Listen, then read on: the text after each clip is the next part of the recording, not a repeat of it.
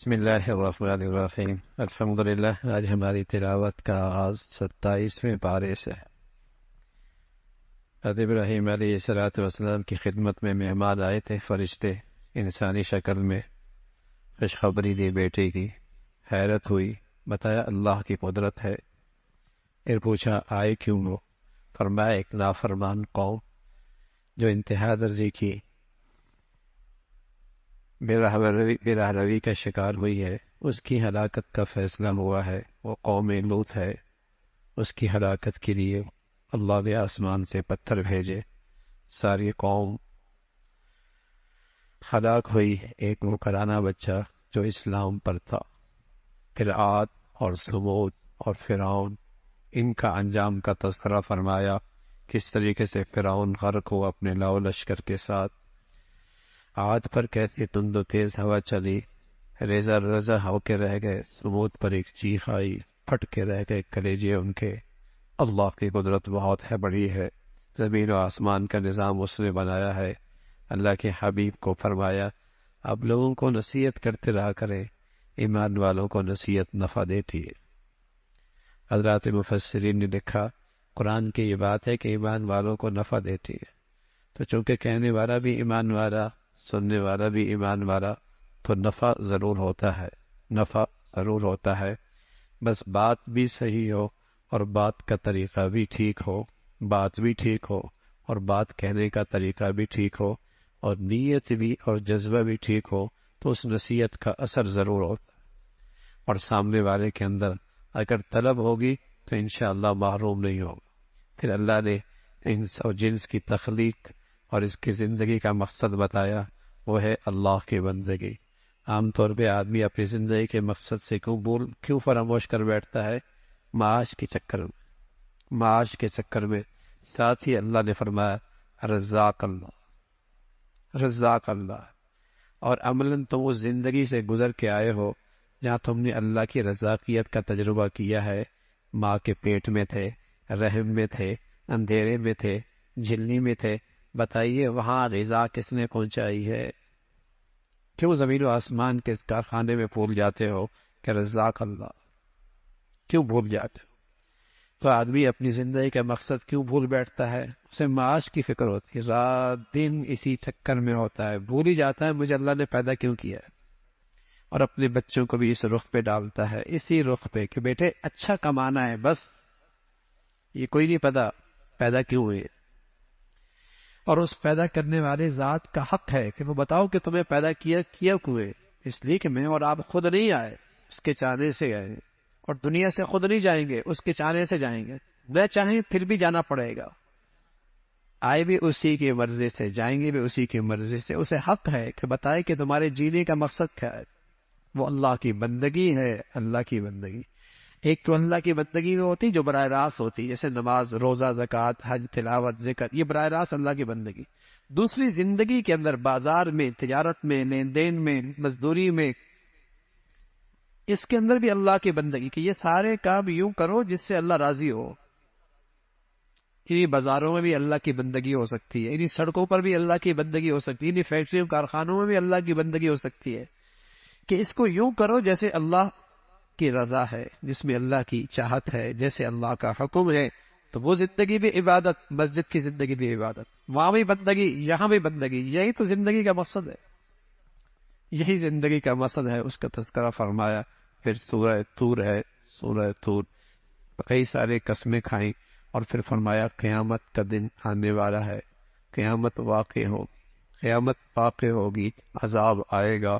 اور جنتیوں کا تذکرہ فرمایا، جنتی نعمتوں میں ہوں گے، مسیحیوں پہ ٹیک لگائی ہوں گے، مشروبات پی رہے ہوں گے، چھوٹے چھوٹے بچے جنت میں ارد گرد گھومتے پھر رہے ہوں گے جیسے چھوٹے چھوٹے موتی ہوتے، اور جھپٹ کے ایک دوسرے سے مشروبات پی رہے ہوں گے۔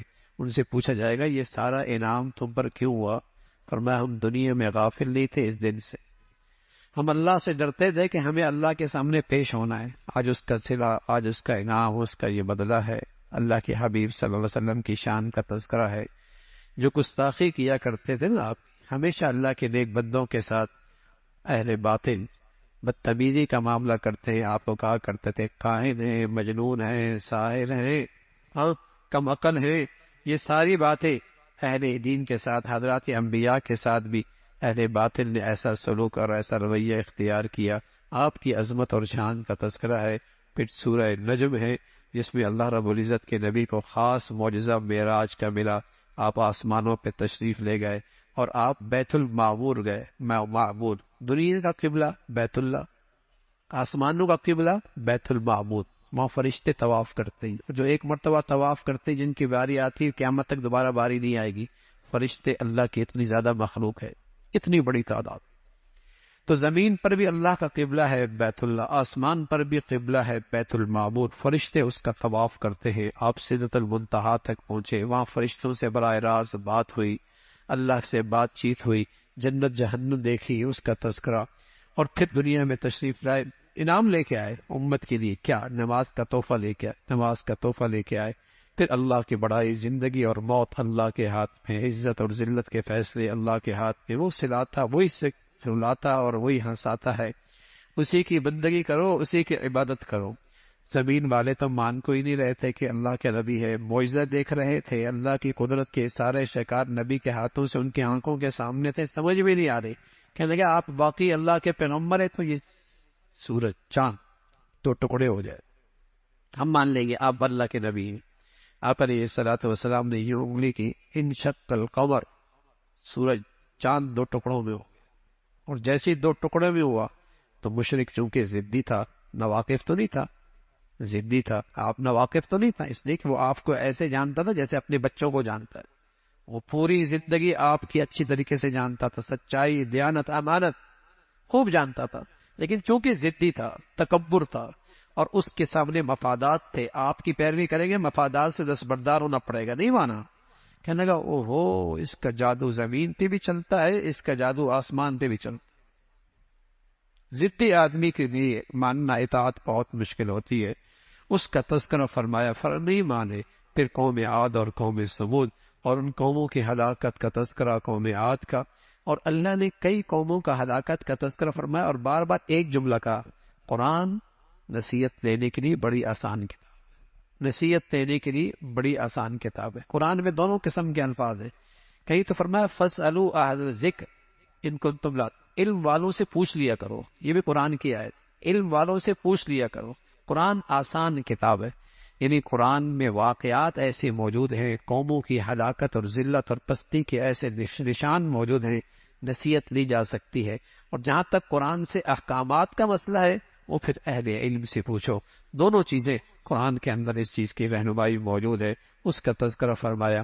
پھر سورہ رحمان ہے، اللہ کی خاص سر، یہ قرآن مجید کی دھولن ہے، دھولن ایسی اللہ رب العزت نے اس کو ایسا بنایا ہے، اور ایک ہی صورت میں 31 مرتبہ ایک جملہ کا، فَبِأَيِّ آلَاءِ رَبِّكُمَا تُكَذِّبَانِ، تم اپنے رب کی کون کون سی نعمتوں کو جھٹلاؤ۔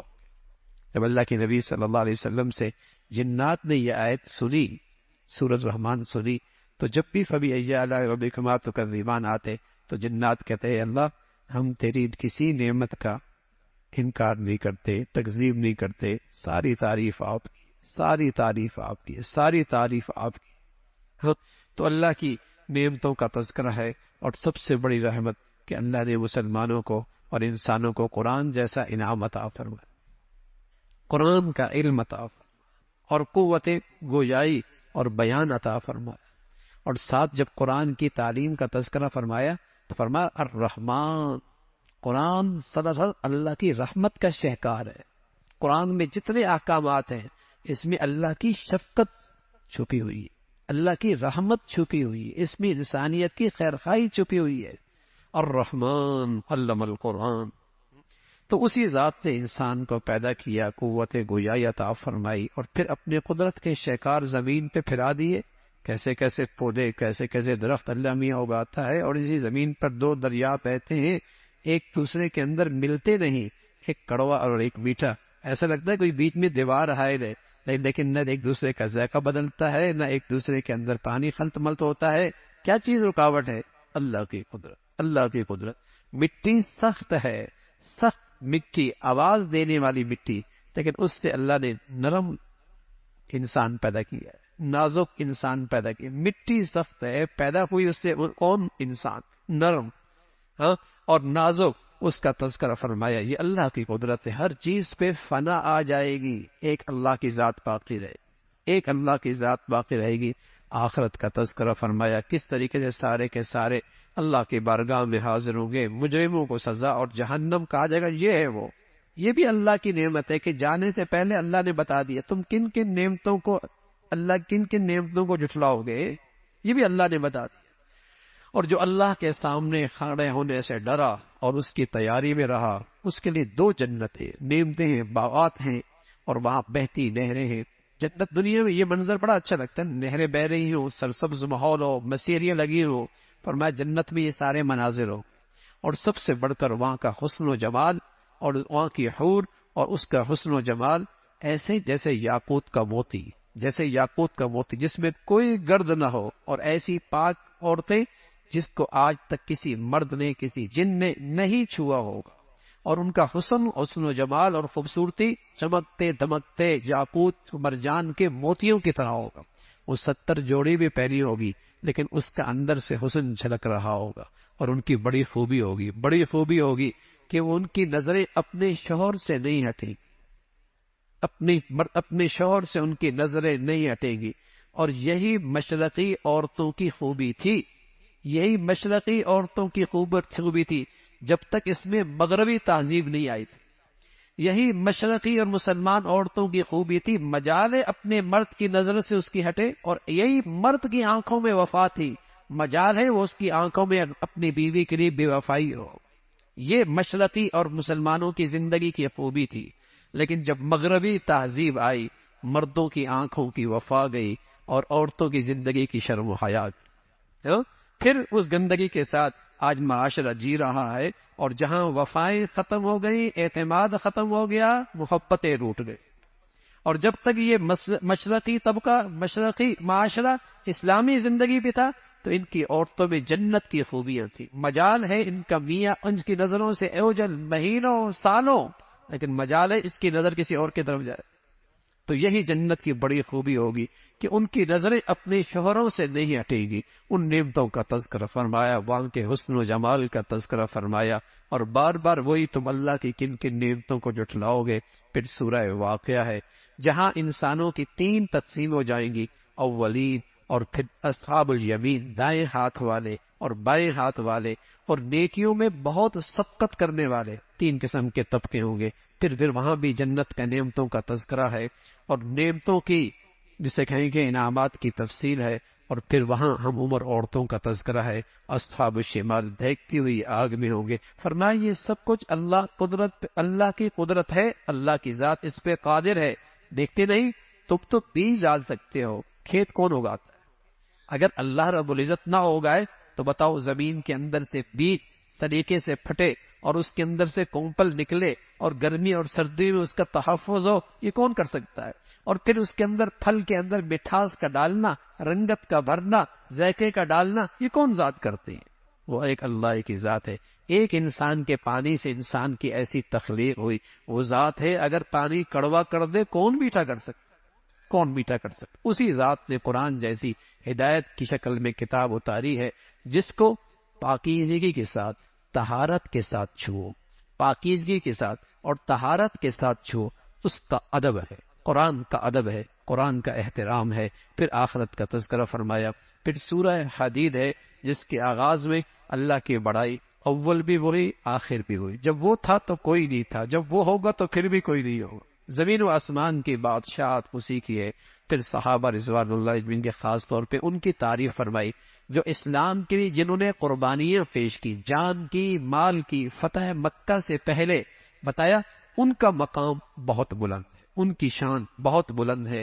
جب اسلام کے لیے قربانیوں کا دور تھا، فتح مکہ کے بعد آسانیاں شروع ہو گئی، سہولتیں شروع ہو گئی. لیکن فرمایا اللہ کے ہاں سارے مقبول ہیں. جو پہلے مسلمان ہوئے یا بعد میں، صحابہ سارے کے سارے جنتی.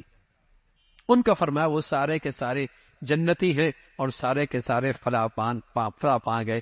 کل قیامت کا ایک منظر نامہ ذکر فرمایا. جب ایمان والے جا رہے ہوں گے، ان کے اگر ان کا ایمان کی روشنی ہوگی جو ان کے تمام مشکل گھاٹیوں سے، اندھیروں سے وہ روشنی انہیں کام آ رہی ہو۔ منافق کہیں گے ٹھہرو ٹھہرو، تمہاری روشنی سے کچھ ہم بھی فائدہ اٹھا لیں۔ تو ایک دم آواز آئے گی، یہ روشنی یہاں نہیں ملتی، یہ دنیا میں ملا کرتی ہے۔ ایمان کی جگہ یہ نہیں ہے، عمل کی جگہ یہ نہیں ہے، یہ تو آج نتیجے کی جگہ ہے۔ یہ روشنی ایمان کی، عمل کی دنیا میں کمائی جاتی تھی اور یہاں سے حاصل کی جاتی تھی۔ دیوار حائل ہو جائے گی، وہ جہنم میں گریں گے اور ایمان والے آگے گزر جائیں گے۔ پھر اللہ رب العزت فرمایا ایمان والو، کیا ابھی تک وہ وقت نہیں آیا کہ اللہ کی بڑائی کے سامنے تمہارے دل ڈر جائے، اللہ کی عظمت کے سامنے تمہارے دل ڈر جائے؟ ایک بہت بڑے ولیوں کے سرتاج ڈاکو تھے، ڈاکو، ان کی ابتدائی زندگی ڈاکے میں گزری۔ ایک گھر کی دیوار پر کودنے لگے، اندر ایک بیٹی بہنا قرآن کی تلاوت کر رہی تھی اور یہی آیت پڑھ رہی تھی، الم یأن للذین آمنوا ان تخشع قلوبهم لذکر اللہ، کیا ایمان والوں کے لیے وہ وقت نہیں آیا کہ اللہ کی عظمت، اللہ کی یاد کے سامنے ان کے دل ڈر جائیں؟ تو فضیل ابن عیاض ڈاکہ ڈالنے گئے تھے، کوئی ایسی گھڑی تھی، کوئی ایسا موقع تھا، دل پہ لگی آیت، دل پہ اثر کر گئی اور اس ایک آیت نے پوری زندگی ایسی بدلی کہ پھر وہ ولیوں کے سرتاج بن گئے۔ آیت سن کر کہنے لگے بلا یا ربنا الان، بلا یا ربنا الان، اے اللہ وہ گھڑی آ گئی، اب فضیل توبہ کر۔ اس کا تذکرہ فرمایا۔ پھر اللہ رب العزت نے فرمایا دنیا کی زندگی کیا ہے؟ کبھی بچپنا، کبھی جوانی، کبھی لڑپن، کبھی بڑھاپا، اور کبھی ایسا جیسے بارش ہوتی ہے تو کھیت ہوتی ہے اور پھر وہ پروان چڑھتی ہے اور پھر وہ پیلی ہو جاتی ہے، پھر اس کی کٹائی ہو جاتی ہے اور پھر اس کی کٹائی ایسی ہوتی ہے کہ اس کھیت میں پتہ ہی نہیں ہوتا مکئی بوئی گئی تھی، گندم بوئی گئی تھی، باجرہ بو گیا تھا، جو بویا گیا تھا، کچھ نہیں پتہ لگتا۔ فرمایا تمہارا بھی یہی حال ہے، سب دنیا تمہیں بھول جائے گی، کون تھا میاں، چلا گیا، بچپنا، جوانی، لڑپن، بڑھاپا، اور پھر تمہارا نام و نشان بھی مٹ جائے۔ یہ تو زندگی کی حقیقت ہے۔ تو پھر دوڑو نا، سابقوا الی موت، ایک دوسرے سے آگے نکلو، مقابلہ کرو ایک دوسرے سے، کس کی طرف؟ اللہ کی بخشش پا لینے میں، اللہ کی بخشش میں ایک دوسرے سے آگے بڑھو۔ لیکن ہم آگے بڑھتے ہیں زندگی کے اسٹیٹس، گاڑی اس کے پاس تو میرے پاس کیوں نہ ہو، وہ گھر اس کے پاس تو میرے پاس کیوں نہ ہو۔ ہاں، ادھر اللہ کی طرف سے سبق ہے، کنات کنات کنات، صبر صبر، اور دین کے والے فرمایا مقابلہ مقابلہ مقابلہ، ایک دوسرے سے آگے بڑھو، نیکیوں میں ایک دوسرے سے آگے بڑھو۔ سبحان اللہ، صحابہ ایک دوسرے سے آگے بڑھا کر، ایک صحابی حضرت ابو بکر رضی اللہ، حضرت عمر رضی اللہ، خوشحالی تھی، خوشحالی، اللہ کے نبی نے فرمایا اللہ کے دین کے لیے تمہارے مال کی ضرورت ہے، آئے لے کے آ گئے۔ فرمایا آج تو میں صدیق سے جیت جاؤں گا، اس لیے کہ میرے پاس خوشحالی زیادہ ہے، اپنا سارا سامان، لاکھوں میں ہوگا، کروڑوں میں ہوگا، جتنا بھی ہوگا، سارا سامان 2 حصوں میں کیا، آدھا سارا حضور کی خدمت میں لے کے آئے کہ آج نیکیوں میں نمبر پہلا میرا ہو جائے۔ اتنے میں حضرت صدیق اکبر آئے، کہا تم کیا لے کے آئے؟ کہا یا رسول اللہ میں سارا ہی لے کے آیا ہوں۔ اب فرمان لگے اس آدمی سے آگے نہیں نکل سکتے۔ وہاں بھی مقابلہ ہوتا تھا، لیکن نیکیوں میں اجر و ثواب میں وہاں بھی ہوتا تھا۔ فرمایا بڑھو، ایک دوسرے سے آگے نکلو اللہ کی بخشش پانے میں اور اس جنت کی طرف جس کی وسعتیں زمین و آسمان سے بڑھ گئی، اور یہ نیک اور پرہیزگار لوگوں کے لیے تیار کر رکھی ہے۔ باقی دنیا، فرمایا کچھ مل جائے اتراؤ نہیں، ہمیشہ نہیں رہتا، حسن بھی نہیں رہتا، ڈھل جا کرتا ہے، جوانی بھی نہیں رہتی، بڑھاپا آ جا کرتا ہے، جیب بھی نہیں بھری رہتی، خالی ہو جا کرتا ہے۔ تم عہدوں پہ ہمیشہ نہیں بیٹھا کرتے، اتار دی جاتے ہو۔ کچھ مل جائے تو اتراؤ نہیں، شکر کرو، اور کچھ چلا جائے تو مایوس نہ ہو، صبر کرو، تب بھی گھاٹا کوئی نہیں۔ اللہ کی رحمت پہ نظر رکھو، اس میں کوئی حکمت اور مصلحت ہوگی تاکہ تم بیکار نہ ہو۔ آدمی جب مایوس ہو جاتا ہے تو پھر محنت اور کوشش سے محروم ہو جاتا ہے۔ مایوسی نہیں، تقدیر پر ایمان رکھو، مل گیا تو شکر کرو، نہیں ملا تو سمجھو اسی میں میرے لیے خیر ہو، تاکہ نکمے نہ بنو، ڈپریشن میں نہ جاؤ، تاکہ ڈپریس نہ ہو۔ اس کا تذکرہ فرمایا۔ پھر اللہ نے لوہا اتارا جس میں اللہ رب العزت نے سختی، طاقت، حفاظت رکھی ہے۔ اللہ کرے یہ لغت کی ساری شکلیں دین کے تحفظ کے لیے استعمال ہوں۔ پھر حضرت نوح علیہ الصلوۃ والسلام کا تذکرہ اور دیگر انبیاء کا تذکرہ، اور آخر میں ہمارے نبی سے پہلے جو سب سے آخری نبی آئے وہ حضرت عیسیٰ علیہ الصلوۃ والسلام آئے، ان کو اللہ نے انجیل عطا فرمائی، اللہ نے ان کے دل بہت نرم کیا تھا، ان کے دلوں کے اندر بڑی رحمت تھی، اور پھر اللہ رب العزت نے اہل انجیل کو دعوت دی، اگر تم اسلام قبول کر لو گے، آخری نبی کی شریعت پر ایمان لے کے آ جاؤ گے، تمہیں دگنا ثواب ملے گا، پہلی شریعت پر ایمان لائے اس کا بھی دگنا بھی، باقی تقسیم نبوت کی تقسیم کرنا یہ اللہ کے اختیار میں، اللہ نے اپنے آخری نبی محمد رسول اللہ کو چنا ہے، اس کا تذکرہ فرمایا، اللہ عمل کی توفیق نصیب فرمائے۔